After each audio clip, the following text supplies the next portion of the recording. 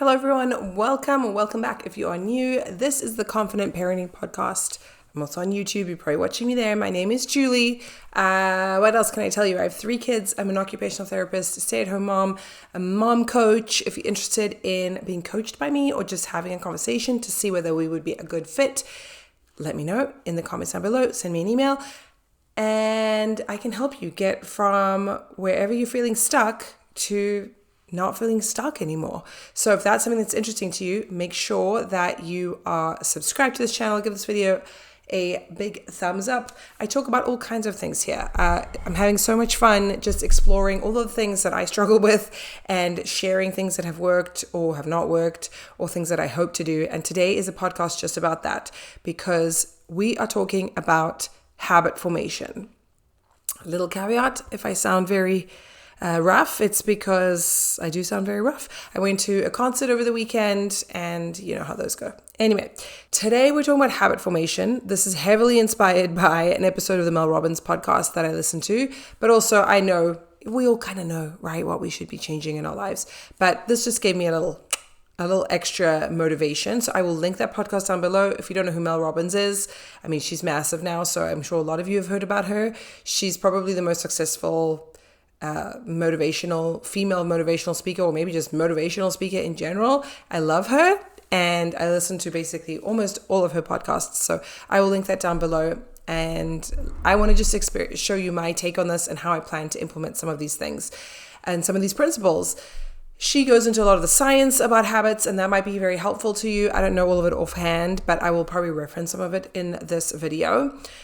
But here's what we're looking at. If there's a habit that you want to either change or break, in this podcast, she talks about how it's not your fault, it's the systems that you have in place. Now, I'm all about taking personal responsibility with a dose of self-persecution, but I think she's really onto something here. It's the environment and the systems that you have in place that will make you successful or not make you successful. And something that also made me feel a little bit better is that when you see people killing it in whatever you want to do, whether it's maybe like online, they're doing incredible in their businesses or their YouTube channel or in their fitness goals, or how they keep their home really clean and tidy, or at work or whatever, it's not because they are better at these things necessarily than you are. It's because they have better systems and discipline and habits really in place that parade themselves in a way as being like they were born with something else that we weren't. Like they were born with some secret gift to be extra disciplined that we were not. And so therefore, like, we have no hope, right? We have no chance. When you blame everything on your genes and kind of just how you were plonked on this earth, then you have no ability to grow or change. And that's just been proven not to be true at all. I really believe we all come to this earth with similar stuff. You know, naturally, we're going to be good at some things and not as good as other things. And we're all kind of given unique gifts and talents to a degree. But if you don't have the secret sauce to cultivate those, then it's not going to work. Itchy nose. If you're an amazing soccer player, but you don't have the discipline, the work ethic, you don't want to wake up early to practice, you don't want to travel to games, like you're not going to get anywhere. Whereas the guy that maybe isn't as naturally talented as you, but is willing to put in the work and has really good habits and goes to bed at the same time every night and gets enough sleep, he's probably going to do a lot better. So anyway, what I really want to change is my bedtime routine. Now, I've spoken about this a bunch on my channel. I spoke about it last time, I think, in the context of solo parenting and how when my husband is away, I'm especially bad because then I'm left to my own devices. I can kind of go to bed anytime I want. No one is telling me that I have a bedtime. I mean, I sound like a little kid because sometimes I'm like, I don't think I actually ever grew up past 9 years old. But I tend to go to bed super, super late. And so it's like especially important that I have my nighttime routine really locked down, because when he's not here and when he's traveling, which happens frequently, then I don't sleep. I sleep for maybe like 4 hours and I don't sleep well. And then I have to do the school routine and then we're late and we're rushing and it's awful. And I blame myself for being so terrible at this. And it's just a terrible spiral. It's a horrible mental place to be in. And I think with a few system changes, I can really like get out of that victim mindset of blaming myself for being a terrible mom or being someone who's so terrible with time. It's like, no, I can take responsibility for this and change it. And I'm glad I'm recording this video, because when I'm not feeling mature or my age, then I kind of have a tantrum inside about it, and we got to stop that. All right, I'm just going to get a little more comfortable. If you're watching me, I'm just on my little mini pink couch. Okay, so what I've noticed is that I tend to go to bed too late. Okay, that's one thing. And I don't know about you, but if you miss that window of going to bed too late, if you have children, you will know this all too well, that if you miss the window, you struggle to sleep. Like if you put your kids to bed too late, they still wake up at the same, earlier than Sparrow's time, and they haven't slept enough. And they haven't slept enough, their behavior is off. It's the same with us. Like, why should we be any different? Maybe we just can hide it a little bit better. And it's not socially acceptable for adults to have tantrums, even though they do. So we kind of just muscle through, but it is torture. And another piece to that is when you are having to force yourself to do stuff, like dragging yourself, it's never going to be easy. It's never going to feel good. And eventually you're probably going to give up, or you're just going to reach for all the things that you don't want to reach for: the caffeine, the sweets, the chocolate, the TV, the scrolling. And you don't want to be that person. So I'm glad that I'm recording this, because I don't want to be that person. I want to be the person that goes to bed within a reasonable time, like within 30 minutes to an hour of whatever my bedtime is. Like I find if I go to bed sort of later than like 10:30, it's kind of over for me. Ideally to be in bed by 9:30 so I can have my own wind down. That's what I'm aiming for. That's just me personally, because I even noticed this as a teenager or as a young adult. If I went to bed after midnight, it was over. And I was like, why is this? This is so strange. But I think you just get so overtired and overwired. At least that's how it feels in my body. Like I'm like zinging, that I can't relax and I can't sleep, and I have the worst sleep of my life. So there's that, going to bed at a certain time. But what I've also noticed is that I like to get into bed. It's my time to relax. My children are finally asleep. I know that I'm probably not going to be disturbed. I mean, unless something crazy happens, but they're probably going to stay asleep, at least for the beginning of the night. And I want to watch Taylor Swift videos on my phone. And I want to eat something nice, like ice cream, something sugary and caffeinated. So it's usually chocolate, ice cream, or like I'm really into the Unreal little chocolates, which is like almond butter and chocolate, or peanut butter and chocolate. It's like a Reese's Pieces knockoff, but way better. It tastes so much better. Anyway, that's what I want to do. That would be my like guilty pleasure. And when I think about it, like I zoom out, I don't want to be the person that eats food in my bed. Plus, I share a bed with my husband. He doesn't want me eating food in his bed. I get chocolate on the duvet.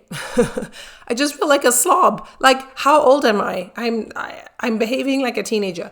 I would never let my children eat chocolate or food in their beds, or even really in their rooms. So why am I allowing myself to do this? Because no one's telling me not to, I guess, except myself. I have to police myself, because that's what grown-ups do. And what's worse, though, even than being a slob in my bed, first of all, I'm going to probably overconsume if I'm scrolling. I'm going to overconsume whatever I'm eating. So I'm eating like terrible things for myself, like not good for my body. And the sugar and the caffeine late at night, if I eat too much, like probably more than one of those little round things, I cannot sleep. I struggle to sleep, or I'll fall asleep and then I'll wake up at like 1 a.m. and be up for like 3 hours. And you cannot convince me that they're not related, because when I don't do that, I sleep a lot better. So what I'm trying to change is this habit of wanting, even, because then do I have the discipline to resist, and say, no, like you don't need this.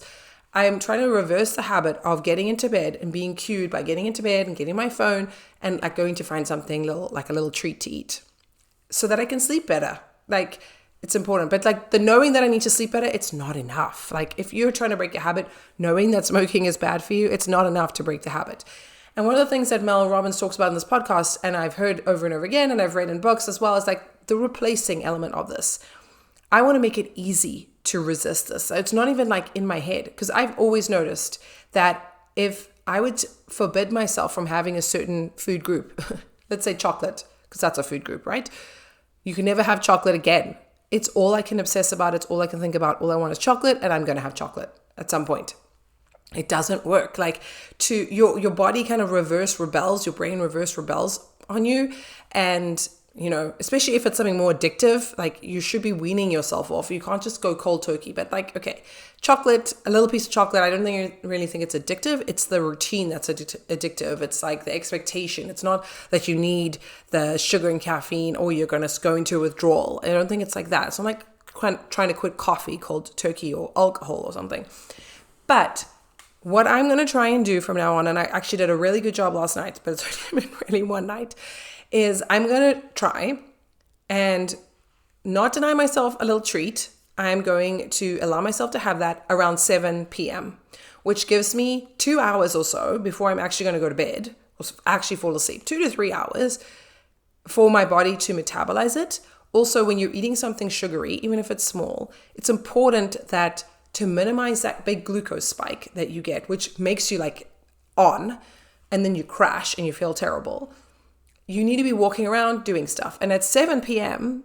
or 7:30 after we've had dinner, like I'm still doing a lot of stuff. Plus, I would have had dinner, which is also a piece of the puzzle. Like I don't always eat dinner properly, and then I'm hungry and I'm going to try and eat my calories through chocolates. By having dinner, I'm also like, most of my stomach contents is full. So that sugar is being absorbed very, very slowly into my bloodstream. So I'm not going to get this big spike. I did a whole experimentation with continuous glucose monitors, insulin, kind of glucose. So if you're interested in just having it translated into normal person speak, let me know. I can do that for you. But anyway, so that's how I know about all this stuff. Like blood sugar, glucose, I'm very, very sensitive to carbohydrate and sugar. I've measured my blood sugar like with a device and also my phone. So I know this and I can feel it. Like I don't really need the device to tell me, but now I have confirmation. So what I started doing is I started putting a boundary where I'm going to eat a little treat. I'm not going to deny myself that treat. Because remember, when you deny yourself completely, you just obsess about it. Whether it's ice cream or something, which honestly, I'm not even such an ice cream person, but the fact that it's in my house makes me want to eat it, makes me think about it. If we don't have it, it wouldn't be my first choice of like a sweet thing. So it's interesting how like just psychologically, I don't even really need it. It's not even my favorite. I actually like ice cream that has things in it. So it's like basically eating cold chocolate that's surrounded by a bit of ice cream. I don't really want the ice cream. I want something that's like interesting to eat. So might as well just eat the chocolate. Anyway, but the same with ice cream, whatever. Have it at 7 or 7:30, not later than that. Just a little bit. Try and do it. The little bit is key. The little portion is key because, and there is some element of discipline and like common sense associated with this. Okay, so now we've satisfied the sweet tooth. We have not denied ourselves. If I don't feel like eating it, that's fine. And then getting into bed a little bit earlier so that I'm not already like panicked that it's so late. And instead of having chocolate or something, having something else that shouldn't disturb my sleep. So maybe it's like half a cup, and I say half a cup because it's important, half a cup of mint tea, and like making that my ritual. I went through a really good phase of doing that, and I feel like thanks to my friend, because she drinks mint tea, I feel like that's a really nice like nightcap that's healthy and soothing. Or, you know, breathe like some kind of like lavender concoction. That is also helpful, but I can't drink too much tea because then I need to get up to go to the bathroom. But I usually get up in the night anyway. So that's not like massively different from what I'm used to. So we're going to replace the chocolate or the sweets or the sugary thing with something else that is healthy for us. So if you're trying to kick a habit of some kind, like scrolling on your phone, for example, you need to replace it with something. You cannot just go cold turkey of like, I'm never going to scroll my phone again, or I'm deleting Instagram, and your body will find, your brain and your body will find another way. If it's not Instagram, it's going to be TikTok. If it's not TikTok, it's going to be Snapchat, whatever the kids use. If it's not Snapchat, it's going to be YouTube. There's just endless amounts of ways to be tempted. And so you need to replace it with a healthy habit. So for example, if you're taking the phone as an example, Julie, when I'm mature and wanting to live my best life, I want to read more. I don't need to be a victim to my phone, right? But if I have my phone there, it's going to be so enticing. So I put my phone away and I get a book that I'm really into, and I'm going to add that into my routine. I will report back. And I would love to hear what habit you might be trying to kick or create, because this is really the only sustainable way that these things work. If you really want to make a difference, is the systems that you put in place so that you can help yourself until it becomes so second nature. Another thing she says in this podcast that I think is important is that everybody's always on about it takes 21 days to make or break a habit. And that's just, I call like BS on that. It's not true. Everybody is so different. Some people maybe will gravitate towards that habit much sooner than 21 days. I know for me, if I had a habit of watching YouTube videos, I definitely don't need 21 days to make that a habit. I can probably do that in 3. And she spoke about this study that talked about, I think up to like anything from 3 weeks or 60 days was the average to like 250 days, something wild like that, a massive range, which shows that this is something you have to do over and over and over again. I think back to some of the things that I've created as habits, especially since becoming a parent, because obviously your life changes dramatically and your needs change and what is demanded of you really changes. The first thing that springs to mind for me is laundry, and like doing a load of laundry every single day. To me, it is not a big deal at all because it's something we do every day and we've been doing it now for years. But I'm sure in the beginning, it was a bit of a struggle, to do laundry again. Like, oh my gosh, especially when you have a new baby and this is your first baby and you're like, oh, there's so much more laundry and I have to treat it and I have to wash it and and he only likes this outfit and he only fits into this one, or I only want this blanket. You're doing laundry all the time. And there's a little element of like getting used to this new routine, but now it's just second nature. And that's what a true habit is. And a habit is neither positive or negative, really. It's kind of what you decide to do with it. And you determine like, what is it going to be? So I want to encourage you, if there's a habit that you want to make or break, follow this method of finding something to substitute that you actually want, turning the environment around a little bit so that you can actually succeed, being realistic, like you're going to probably have to sacrifice something. These habits that we are trying hard to break or that, really have us gripped that are not good for us, they're designed to be addictive. I mean, our phone is designed to be addictive. Junk food, designed to be addictive. They've literally hacked our brains and put chemicals in there that make it so hard for us to resist. And obviously the best case scenario would be to not have those things in our world at all, or not to be like entering into them ever. Like, don't start smoking and then want to quit. Like, just don't smoke in the first place, things like that. Or if you want to stop drinking coffee or you think coffee is bad, don't start drinking and then have to put yourself through the process of trying to give it up. Like, that's always going to be harder. But that's just not the world we live in. We're surrounded by things that tempt us.